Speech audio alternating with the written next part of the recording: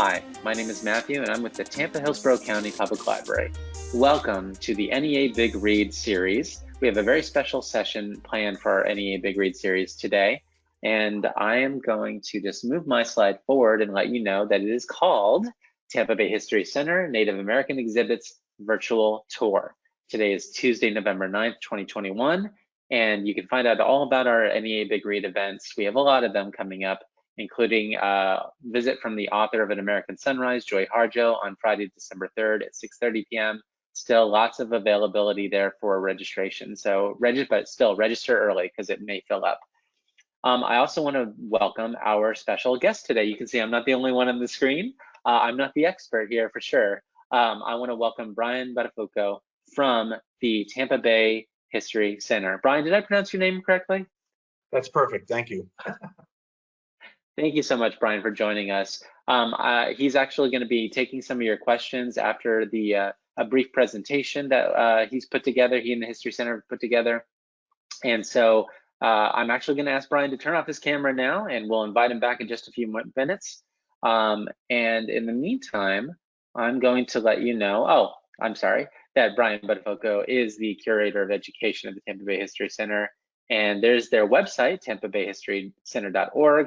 You'll be seeing that website again at the very end. I also want to do our book shout out. We always have a book shout out, for those of you who attend our programs regularly. And this one is a good one from our collection. It's Coacoochee's Bones, a Seminole saga. And you'll be hearing all about the Seminole Nation or Seminole tribe here in Florida in just a minute. This book is written by Susan A. Miller, and you can find it at hcplc.org/books. So if you'd like to read that, please go to that website to find out where it is available. Now, I'm going to turn off my camera and start a very brief video virtual tour of the History Center. So, and right after that, we'll do our Q&A section.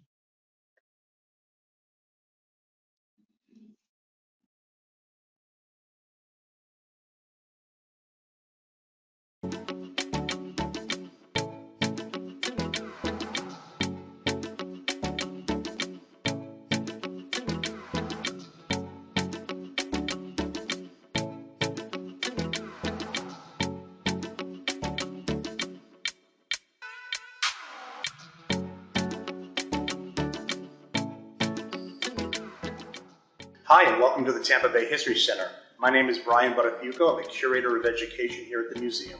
I'm here to talk about Ice Age Florida and the people who inhabited this land thousands of years ago. And these would have been known as the Paleo Indians. The Paleo Indians were living in an environment that was very, very different from what we would see around us today. You would see things like palm trees and palmettos and citrus plants and things right now, but back then it was a very different environment, very different climate. Florida as we know it today would have looked very different during the Ice Age. 12 to 13,000 years ago, sea levels had dropped so much that much more land would have been exposed. Therefore, if you were living in Ice Age Florida, you would have to walk maybe 50 to 100 miles further to get to the shoreline.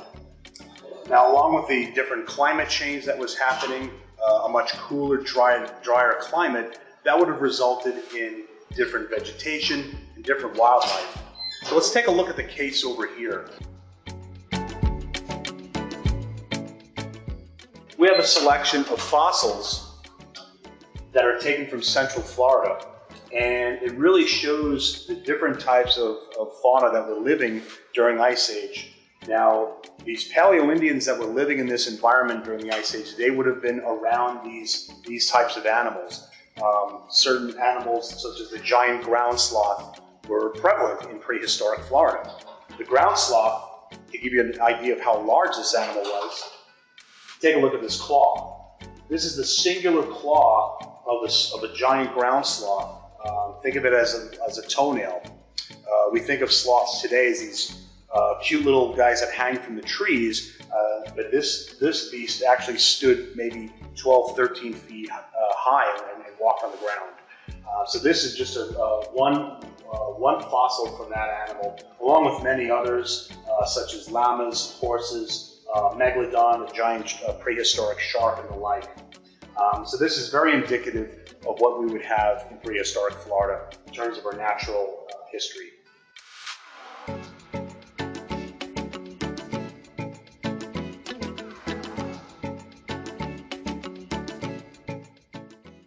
Florida's Paleo-Indians started out as hunters and gatherers. These were nomadic people, meaning they traveled from place to place. They didn't stay in one place permanently. So you can imagine as hunters and gatherers, they're going to go where the food is. So, for example, if a hunting party in a tribe go after a herd of mammoths, they're going to travel quite a distance because if they didn't hunt, they didn't eat, and if they didn't eat, they didn't survive. So people existed this way for thousands of years.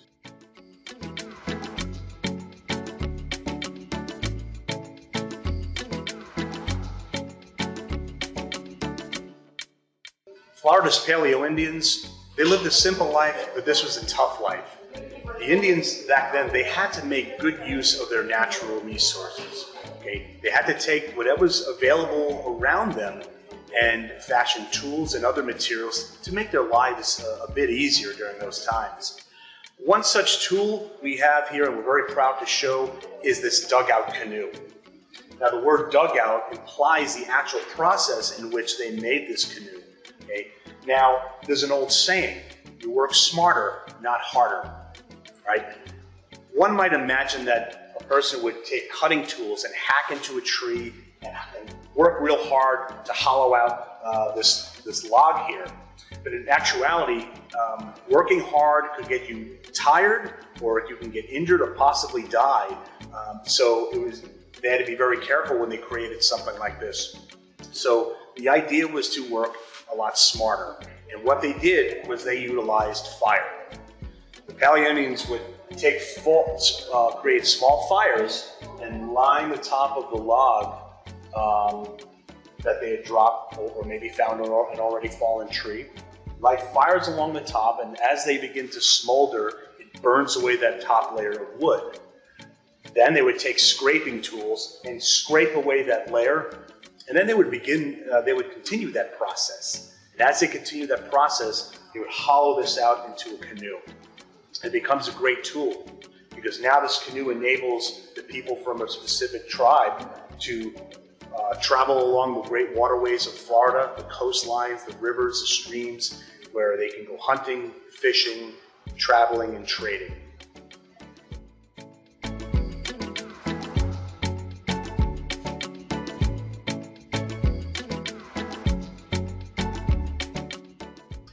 So we're here in the second floor galleries of the History Center, and I'm standing in front of one of our key features here in the second floor, and that is the theater presentation called Coacoochee's Story.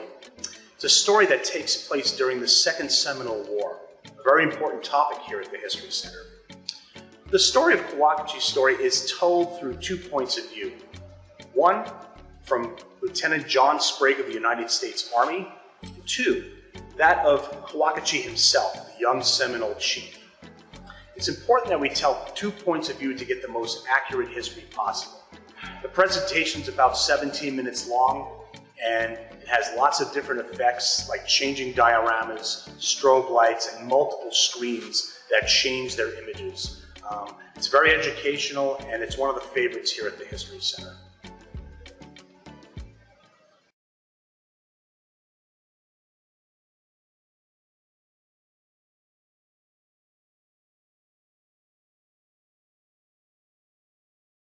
All right, that was terrific. I'm going to invite Brian back on screen with us. And let me see what we got here. Okay, actually, I'm gonna go ahead and stop sharing my screen. And this is an excellent time for anybody who's not posted a question yet to go ahead and do so. We have just a few minutes here for Q&A, and we're gonna go ahead and get our Q&A session started right now. Brian, first of all, thank you so much for you and everybody who helped prepare that very informational, in-depth video for us to do kind of a virtual tour as part of our NEA Big Read series. And we're terribly interested in the history surrounding, well, so many of Native American tribes and nations that have existed in Florida over time. and of course the Seminole have a special place in this area as well. But first, I want to just get started and just tell us a little bit about what is it that you do at the Tampa Bay History Center.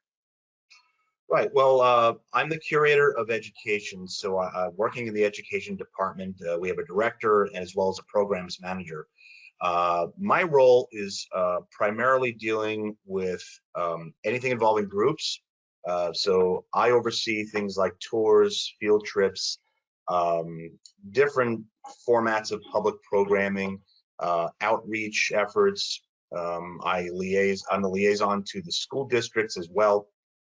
So I serve a number of functions that bring people for an educational experience to the museum. Yes, I thought, looking at the video, I was like, I think he's given parts of this tour before, and that is definitely the case. You really know your stuff. I enjoy it. So yes, absolutely. It's really interesting. And how long have you been there at the History Center? I've just celebrated 6 years, actually. October was my 6th anniversary. Well, I think we can all relate to the fact that time is just going by really quickly here. So, but that's great to hear that you've been there for a while.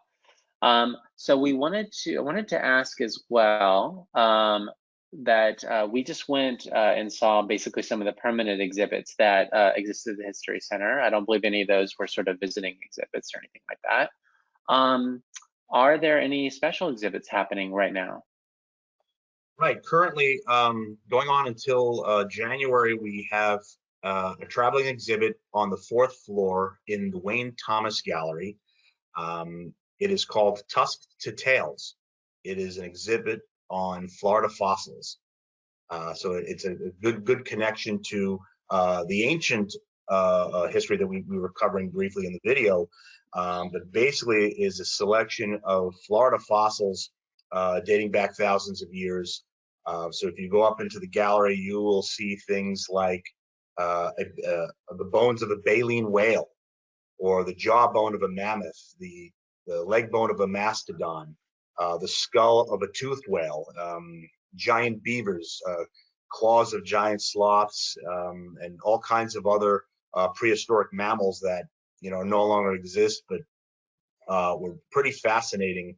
And it's a pretty fascinating selection, as well as some great interpretive information to put things in its proper historical context.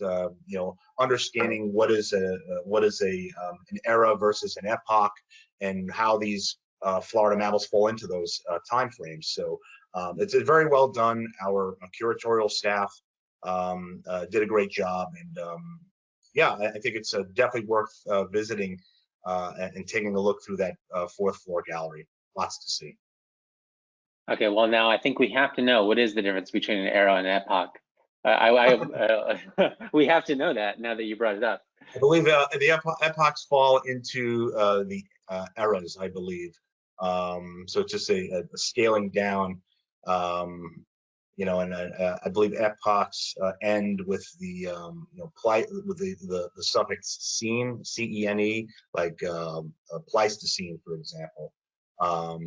But I'll have to look more into the other characteristics of what defines one from the other.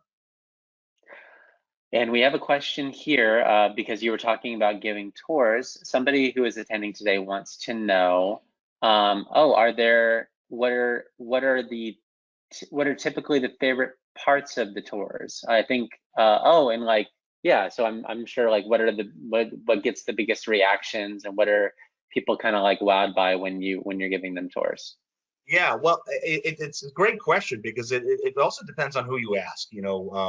We'll have, for example, if it's a field trip, most of our field trip visitors are 4th graders, and because they're studying Florida history, they will come in and they'll wow at our 4th floor Treasure Seekers Gallery, adjacent to the Wayne Thomas Gallery. Treasure Seekers is a maritime gallery that displays artifacts and exhibits that interpret 250 years of history, where explorers are coming to Florida from European countries and the like. We cover topics like navigation, exploration, shipwrecks, pirates. These are just really fascinating topics. There are such eye-catching exhibitry, such as we have a 60-foot Bermuda sloop, something that a pirate would have commandeered during the age of sail. We have shipwreck items that have been in the water for a few hundred years, just waiting to tell their story to visitors. We have just fascinating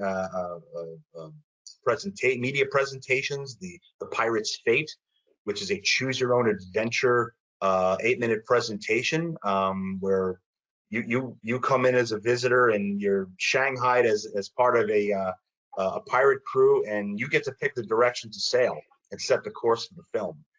So it's very exciting. So that's just one of the people that one of the exhibits that people brag about. Of course, the youngest children like to talk about our large elevator, which can house, which probably can hold about 30 people inside. Oh my goodness! Well, in these times, that's probably a very welcome thing for groups. So that's as well as being a marvel. Well, we have time for just a couple more questions, but I don't want to run out of time before we share our contact information. So let me do that first. We'll get to the last couple of questions that are posted, and then we can wrap it up. So on the screen here, you will see our website, hcplc.org/contact. That is where you can go to not only get in contact with us, but use our Ask the Librarian service for any research needs that you might have. And of course, the Tampa Bay History Center is tampabayhistorycenter.org, where you can find out about not only things like visiting hours and parking information, but also all the things that Brian has been talking about today. So please do visit there, and remember that more NEA Big Read information can be found at hcplc.org/NEA Big Read. So I'm going to stop sharing my screen one more time, and we'll get to these last couple of questions. One of them is about this session today, asking whether or not it'll be posted. Yes, it will. I'm going to paste the link into the chat. But basically, if you go to YouTube and search Tampa Hills Lib, so TAMPAHILLSLIB, so kind of our library name shortened, you will be able to come up with our YouTube channel and all kinds of playlists, including the NEA Big Read playlist that'll include this session. And then our final question is, Brian, you talked a lot in the video about the Native American exhibits and features that exist at the Tampa Bay History Center. And you gave some excellent detail. So some people might be wondering, well, if that's what they're really interested in, because that's why they're attending today, is that it? Do they even need to go to the History Center for that purpose? Or if they go, will they learn more about the Native American history in Florida? Sure. There's lots of information to discover, not only looking at our exhibitry and the objects that are inside, but we also have talented volunteers that can help interpret the exhibits for you. We have gallery guides, we have trained docents who can give tours. I highly recommend taking advantage of something like that. Come as a group. You can contact me. I'll leave my phone number. My direct line is 813-675-8960. So if you want to book a group from your organization, your school, your club, or if it's just a family visit, I'd be happy to organize a group tour for you. So that's one of the ways in which you can enjoy the exhibits and learn a lot more about everything from indigenous people to the advent of the cigar industry in Tampa, the Treasure Seekers Gallery, our temporary exhibits like Tusk to Tales, and lots of contemporary history on our third floor as well. So these are all just wonderful opportunities to learn in a unique way, and we'll be excited to share that with you. That's amazing, Brian. There's so much that we can glean that's basically in our own backyard that we had no idea about, right? Give us that phone number one more time, and then we will say goodbye. Sure, it's 813-675-8960. Excellent. Well, thank you very much, Brian, for joining us for this special session for the NEA Big Read series. If you're looking for the book, An American Sunrise, there's lots of ways to get it. Go to our website and you can check that out. We hope you're starting to read the book and all the wonderful poetry that's in there. Join us for all the events. And thank you very much, everybody. Have a wonderful Tuesday, and we will see you again soon.